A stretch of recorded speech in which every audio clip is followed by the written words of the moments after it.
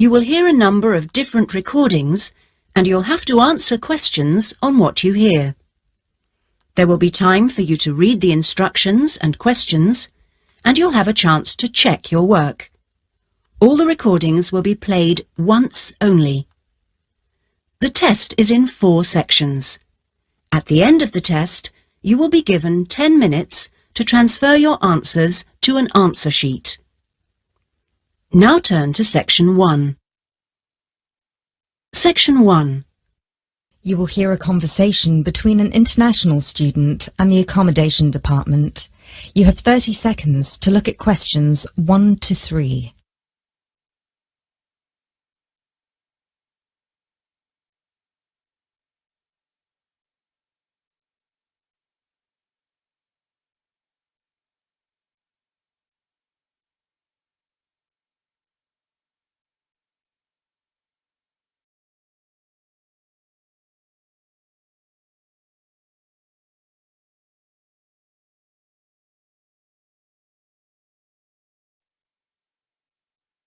Hello, Accommodation Department. How can I help you? Do you look after accommodation for international students? Yes, we look after accommodation for all the students. Good. I hope you can help me then. I've only just been accepted onto a postgraduate course, and I want to know if there is any accommodation available from this September. I know it's very short notice. Yes, it is rather late, but I'm sure we'll be able to find you something. First of all, can you give me your name and student number so that I can find you on the system? Sure. My name is Maria Teresa Gonzalez. Maria Teresa Gonzalez. How do you spell that? Gonzalez.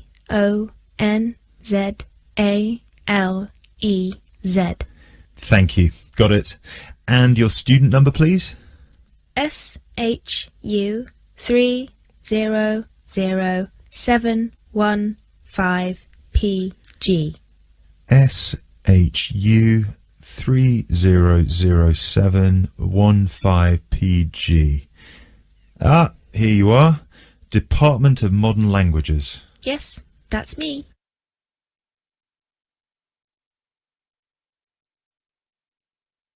You now have 30 seconds to look at questions 4 to 7.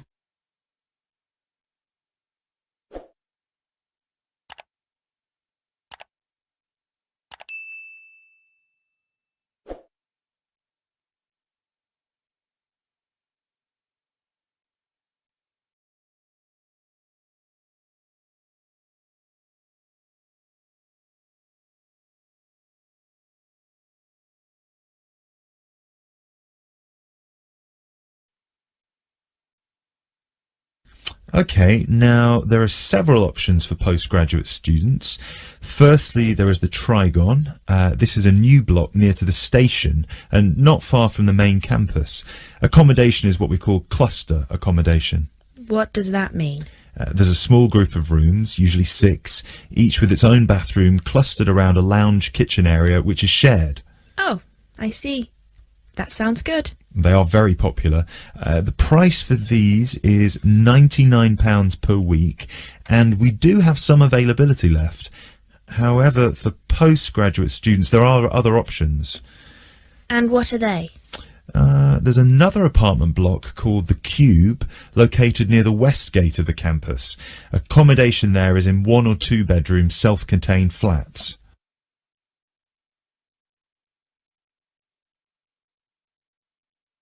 You now have 30 seconds to look at questions 8 to 10.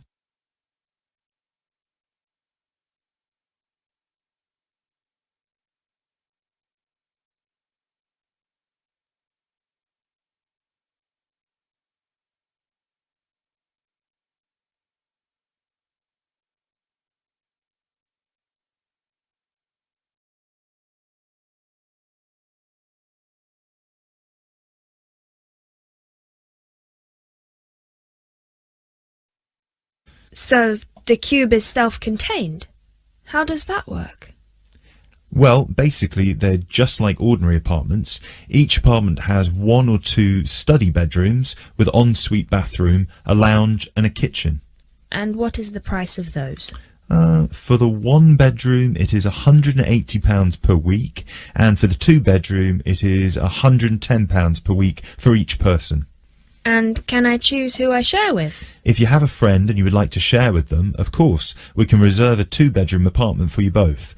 Otherwise, you just have to share with whoever else is there. Obviously, it will be another woman. I will have to think about this. Do I have to make a decision now? No, but we don't have much accommodation left, so I can't guarantee that there will still be availability if you leave it too long. Yes, that's fair. I have a friend in the management department who might like to share. I will speak with her and get back to you this afternoon. Okay, fine. Do let us know as soon as you can. I will do. Thanks for all your help. My pleasure. Bye. Bye. That is the end of section 1. You now have half a minute to check your answers.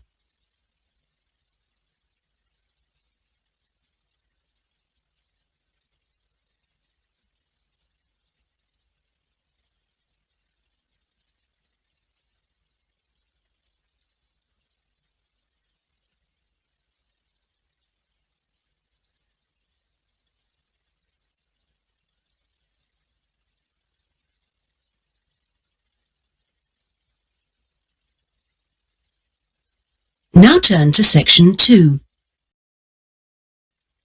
Section 2. You will hear a speech given by the head of a company to some new employees. You have 30 seconds to look at questions 11 to 16.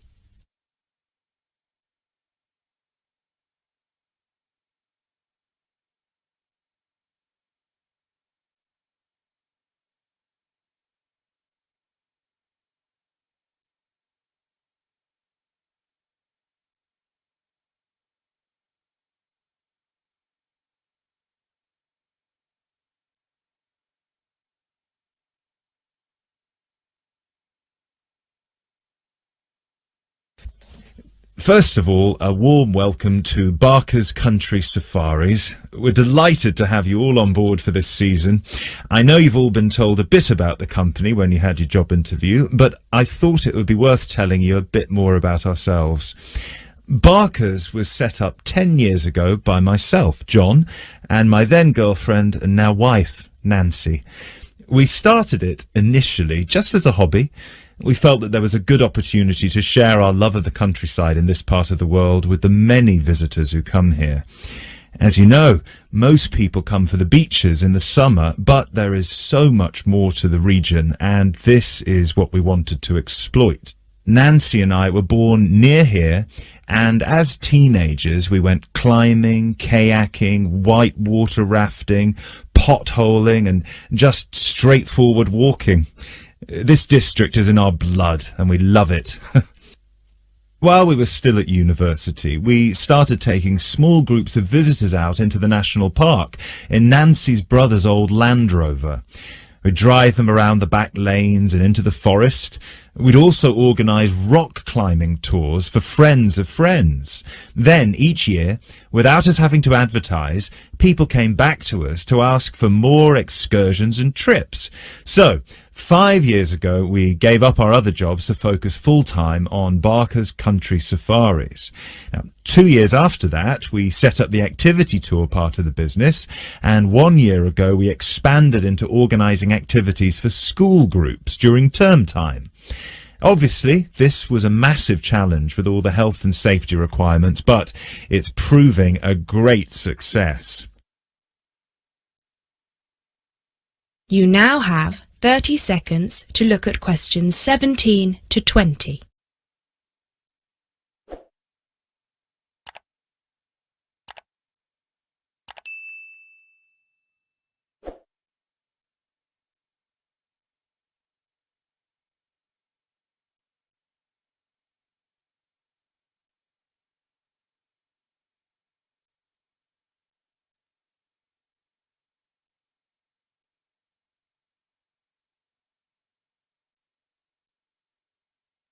Anyway, we'll certainly not be dealing with school parties during the summer holidays.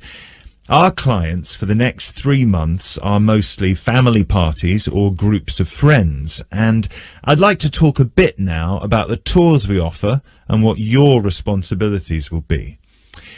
Our most popular excursion is the Woodland Tour and Trail.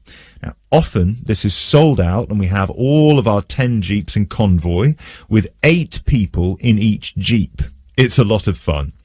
These tours really offer a taster of what we can provide. So as both driver and guide, it is important that you do a good job here so they come back for the bigger tours. I will talk about the commission package later.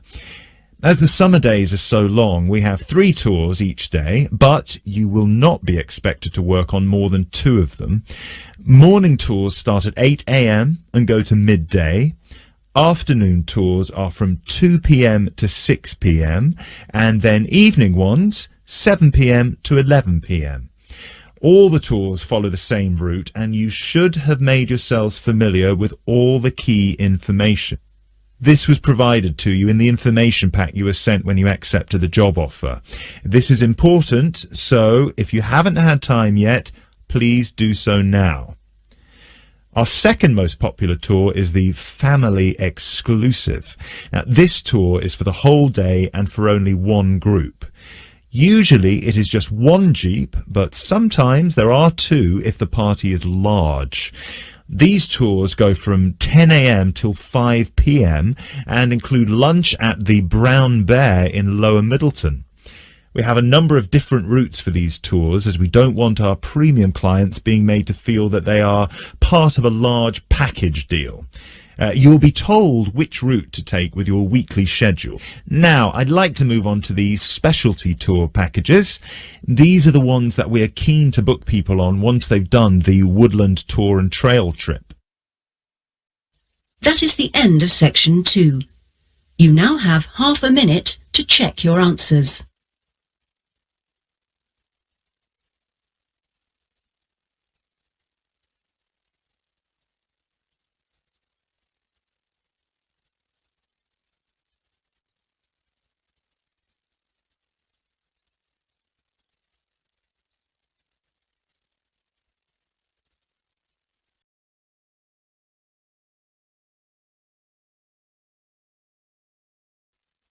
Now turn to section 3. Section 3. You will hear a conversation between 2 students who will discuss a project they're working on together.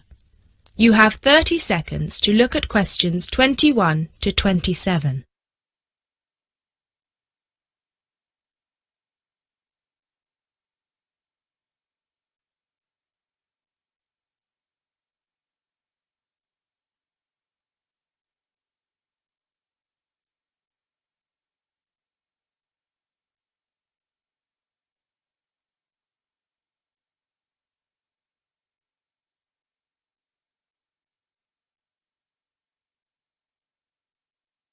Hey Jess, glad you could make it. We've got a lot to discuss. Hi, Matt. Yes, sorry I'm a bit late. I did bring all my notes with me. Yes, me too. Where shall we start? Well, I think it would be a good idea to clarify our objectives just one more time. Yes, good idea. Okay, here we are.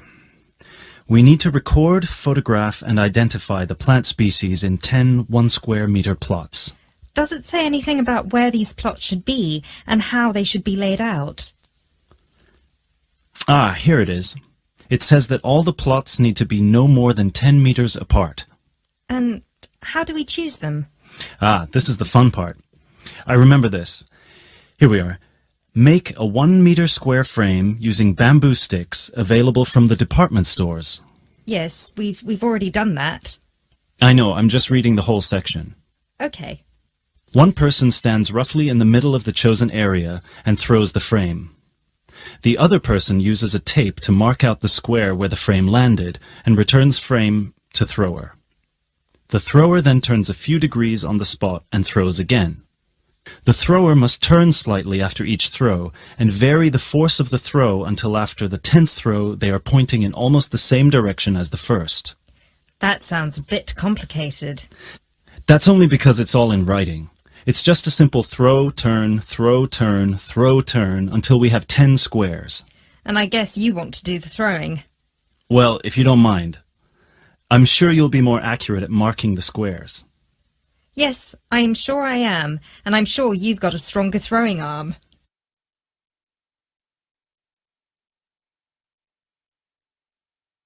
You now have 30 seconds to look at questions 28 to 30.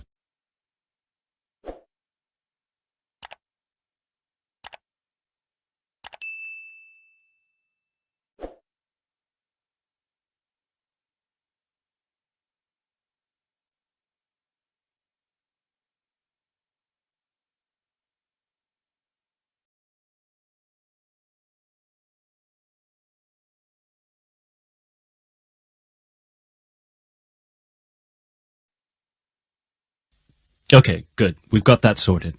Now we need to decide where to go. Yes, I've been thinking about that, and I've brought the map. Ah, well done. I forgot mine. Now, I've identified 3 possible locations, but they've all got some disadvantages. Okay, fire away.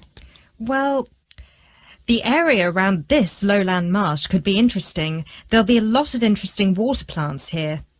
Looks good, but what's the problem? Mainly that it's already a designated nature reserve, and I think there's already been a lot of research done here. Ah, I see. Well, I'd rather do something that's new and can be useful. I agree. That's why I identified this area further west. See, here, behind the beach. Oh yes, I see. That area there, where it's flat, but quite high. Exactly. If you look a bit further inland, you'll see that there are hills which will protect that area from strong north winds. I see. Excellent. But what's the problem? Just that it may not be very interesting. We know that the geology there is not conducive to a wide variety of plants. I agree. So what's your last idea? Well, I think this one is a bit of a winner, although I did want to show you the other 2. Look up here on the north coast. Where? See this bay? Well, I know that there's been quite a lot of studies done here, but a bit further to the east, behind this headland. No one has ever looked at that. Well, I certainly couldn't see any studies. That is interesting. And the plant life could be a bit different because of the shelter from the wind the headland provides. Exactly. Brilliant, Jessica. That's a great idea. We'll go there. Thanks. Now all we have to decide is when is a good time. That is the end of section 3. You now have half a minute to check your answers.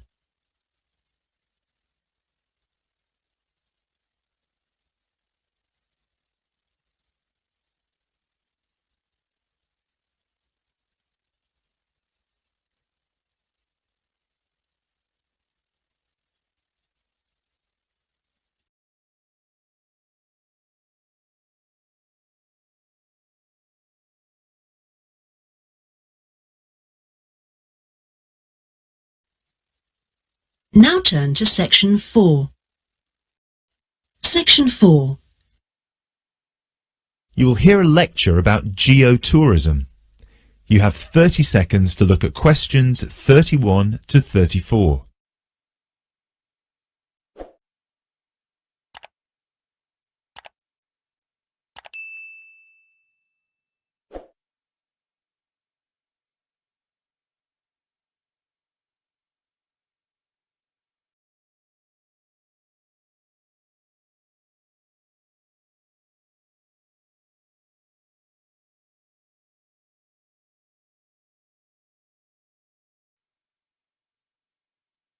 Now, I'd like to move on to talk about something called geotourism. Geotourism is very basically leveraging the benefits of tourism for local communities. I would just like to give you a couple of statistics which are very illustrative of the current situation with regard to young travellers and international tourism. Firstly, tourism has an impact on more people worldwide than any other industry. Indeed, it has an impact on 1 in every 2 people, either directly or indirectly. The second statistic is that in global tourism, there is a 97% economic leakage. This means that if you spend £100 on going on holiday, normally only £3 of that money will actually reach the people who are giving you the services and the accommodation, for example, in the destination. If you put these two figures together, you can understand why some of the regions of the world which have very high levels of tourism still have very high levels of poverty and huge developmental challenges. These countries have this massive industry demanding a huge number of services, but they are not seeing a fair reward for these services. Geotourism is about changing this.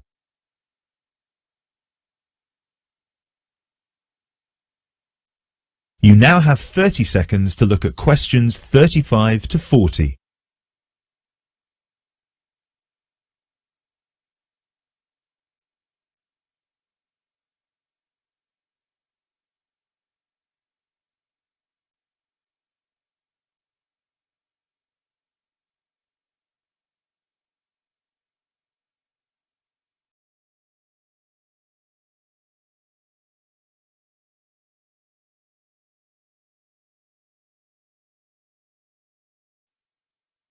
Projects are now being developed with financial organisations such as the World Bank.